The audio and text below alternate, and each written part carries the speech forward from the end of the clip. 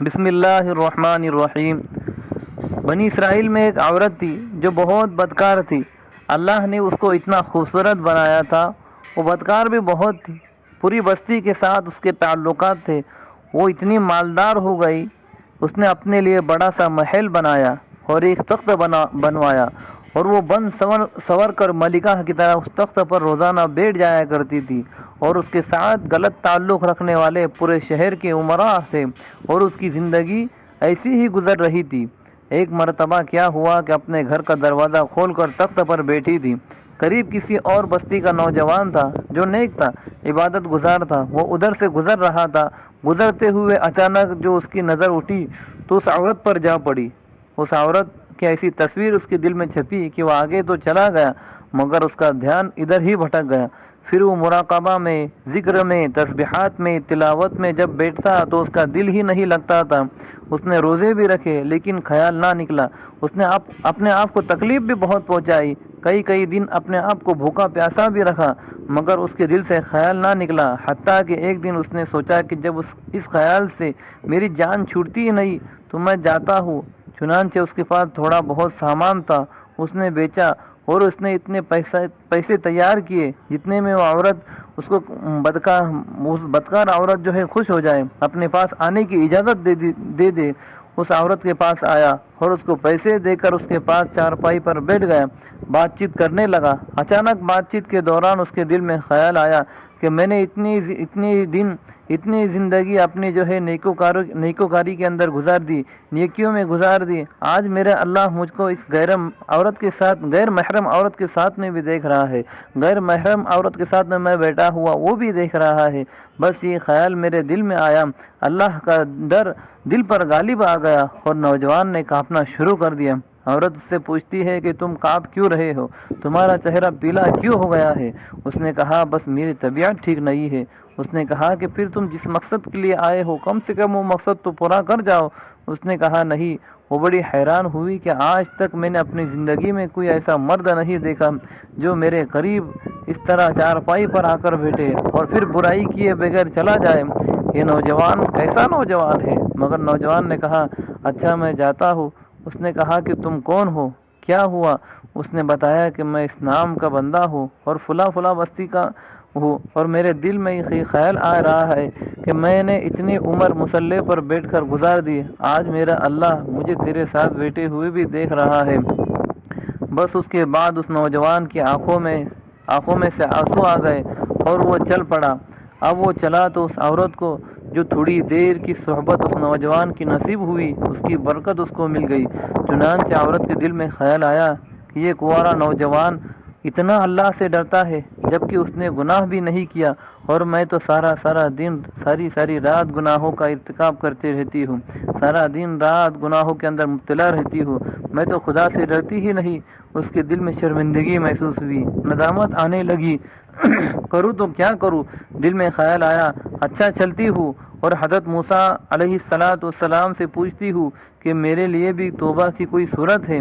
وہ اپنے گھر سے نکل گئی۔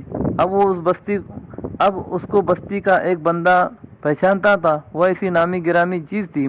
وہ چلی اور جا کر حضرت موسیٰ علیہ السلام کو جو دیکھا تو اس وقت حضرت موسیٰ علیہ السلام بنی اسرائیل کے لوگوں کو نصیحت فرما رہے تھے۔ اس نے کسی آدمی کے ذریعے پیغام بھیجا کہ حضرت موسیٰ سے جا کر کہو کہ میں آپ سے ملنا چاہتی ہوں۔ اب جس کو پیغام بھیجا وہ تھوڑا بیوقوف تھا۔ کچھ پیغام پہنچانے والے بھی بیوقوف ہوتے ہیں، جس کو ڈھنگ ہی نہیں آتا پیغام پہنچانے کا۔ اس خدا کے بندے نے سیدھا جا کر سب کے سامنے کہہ دیا حضرت آپ سے فلاں عورت ملنے آئی ہے۔ حضرت موسیٰ علیہ السلام نے نام سنا تو آپ کو بہت جلال آیا کہ لوگ کیا سوچتے ہوں گے، ایسی عورت ان سے ملنے کے لیے آئی ہے، ان کا کیا تعلق ہے اس سے؟ حضرت موسیٰ علیہ السلام نے غصے میں کہہ دیا کہ اس سے کہو کہ چلی جاؤ۔ حضرت موسیٰ علیہ السلام نے غصے میں کہہ دیا کہ اس سے کہو کہ چلی جائے، میں اسے نہیں ملنا چاہتا۔ اس بیوقوف نے آ کر کہا کہ میں نے بات کہی تو حضرت موسیٰ بڑے ناراض ہوئے، وہ تو بڑے خفا ہوئے تم سے، وہ ڈر گئی۔ اس نے کہا کہ میری بدکاریاں ایسی ہے کہ اللہ مجھ سے ناراض تھا اور اب اللہ کا نبی مجھ سے بات نہیں کرنا چاہتا، میرے لیے تو اب دنیا میں ٹھکانہ کوئی نہیں۔ بڑے اداس اور بوجھل قدموں کے ساتھ وہ وہاں سے واپس آئی اور اسے سمجھ نہیں آ رہی تھی کہ وہ کیا کرے۔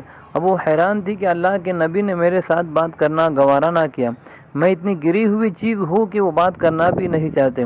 چنانچہ وہ گھر آئی، اس نے گھر کی کنڈی لگائی۔ اس نے اپنے کسی بڑے سے سنا ہوا تھا کہ بندہ جب اپنے رب کو منانا چاہے تو اس کو چاہیے کہ وہ اس کے سامنے سجدہ کرے۔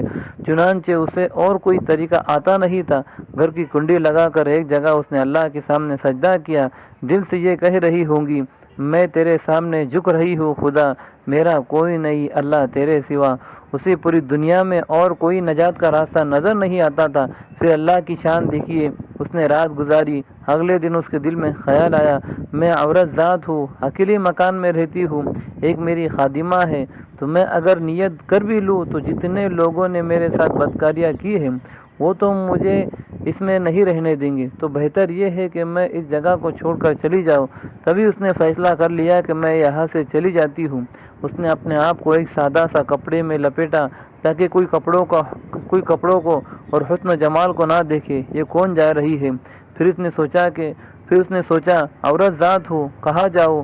دل میں خیال آیا، وہ جو نیک نوجوان تھا جس کے دل میں اللہ کا اتنا خوف بیٹھا ہوا تھا، اللہ کا اتنا ڈر بیٹھا ہوا تھا، وہ اللہ کے ڈر سے کانپ رہا تھا، کیوں نہ میں اس نیک بندے کے پاس چلی جاؤں اور اس کی خادمہ بن کر رہ جاؤں، ممکن ہے کہ وہ مجھے نکاح میں ہی قبول کر لے۔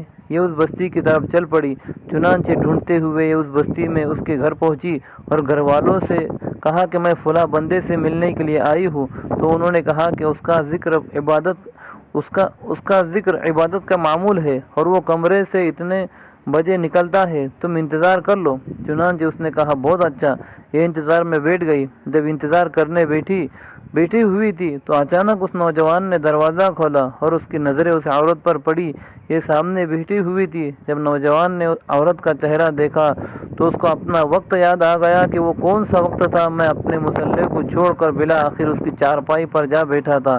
تو اس نوجوان کے دل پر خوف طاری ہو گیا، کہیں یہ میرا ایمان خراب کرنے تو یہاں نہیں آ گئی، میں نے تو اتنی مشکل سے اس کا تصور ذہن سے نکالا تھا، اس کا خیال دل سے نکالا تھا۔ تو نوجوان پر اتنا خوف طاری ہوا، اتنا ڈر طاری ہوا کہ وہ وہیں پر گرا اور اس کی جان نکل گئی۔ اب اس کی وفات پر گھر والے بھی رنجیدہ ہوئے اور اس کو بڑا غم تھا۔